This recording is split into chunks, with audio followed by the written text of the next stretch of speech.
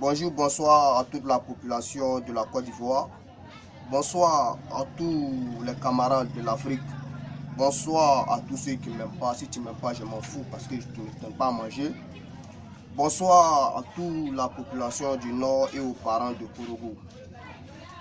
Je fais cette vidéo pour m'adresser aux jeunes de la Côte d'Ivoire, aux jeunes de Kourougou.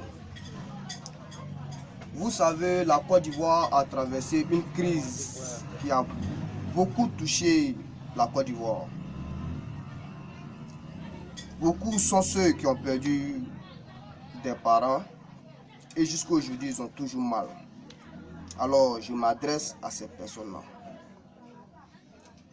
Chers frères et sœurs, dites-vous qu'il est temps de se battre pour l'Afrique. Nana Félix Houphouët-Boigny s'est battu pour l'Afrique. Il a fait tout son possible pour que la traite négrière, l'esclavage s'arrête. Et jusqu'à aujourd'hui, après la mort de papa Félix Houphouët-Boigny, on est toujours dans ce domaine-là, l'esclavage.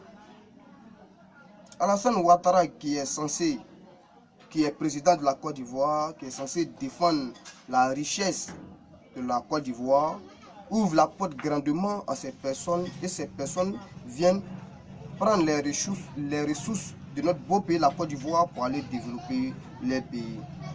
Les Européens ne prennent même pas la population de la Côte d'Ivoire au sérieux. Chère population, vous savez, pour que une personne soit président, il s'adresse d'abord aux jeunes, parce que ce sont les jeunes qui le mettent au pouvoir. Et ces personnes qui ont pris le pouvoir vous oublient. Souvenez-vous, Alassane Ouattara, l'homme au pantalon sauté, a fait un discours rêvant. Tout le monde a rêvé, tout le monde a commencé à rêver pour voir ces choses-là. Mais nous n'avons rien vu en 2017. Même la création des emplois n'a pas été faite. Vous comprenez? Une personne qui veut être riche ne doit pas faire la politique. Si tu veux être riche, il faut faire les affaires. Je prends un exemple comme Daoussou Bafolo. Il ne fait pas la politique, mais il a l'argent. Il est très riche, il a beaucoup d'argent. Alors, Alassane Dramane Ouattara, l'homme au pantalon sauté, qui est un Burkinabé, se permet de voler l'argent de la Côte d'Ivoire. Il a volé une somme de 13 500 000 milliards. Et il a mis ça dans un compte en Europe. Et cet argent a été confisqué par les Européens. Vous voyez, je m'en vais vous donner de l'argent et maintenant vous bloquez mon argent. Vous me traitez de voleur. Mais si c'est comme là, je ne vais rien vous envoyer. Mais Alassane Ouattara a accusé, nous la population, on a accusé Gbagbo Laurent, que Gbagbo Laurent était un voleur, ça n'avait sorti comme ça, patati patata. Mais sachez bien que Gbagbo Laurent n'a même pas l'argent de payer son propre avocat qui est censé le défendre à la Cour pénale internationale. Quelqu'un qui a été chef d'État pendant 10 ans. Mais les membres de la Cour pénale internationale ne croyaient pas si Gbagbo Laurent n'avait pas un compte. Qu'est-ce qu'ils ont fait? Ils sont allés fouiller partout dans le monde pour voir si Gbagbo Laurent avait un compte. Mais ils sont allés trouver que Gbagbo Laurent n'avait même pas un compte. Comment vous expliquer cela? Dites-moi, comment vous expliquez cela? La population n'a pas pris le temps de connaître qui est Gbagbo Laurent réellement. Vous voyez, chère population, nous devons nous battre pour l'avenir de nos enfants. Nous voulons qu'ils créent des emplois pour la population de la Côte d'Ivoire. Et grâce à ces emplois-là, nous pouvons construire l'avenir de nos enfants. Moi, je ne veux pas que la génération du futur nous insulte. Regardez Amadou Bouan Coulibaly. Amadou Bouan Coulibaly qui représente le Nord dans le gouvernement. Beaucoup même sont ceux qui sont dans le gouvernement qui viennent du Nord.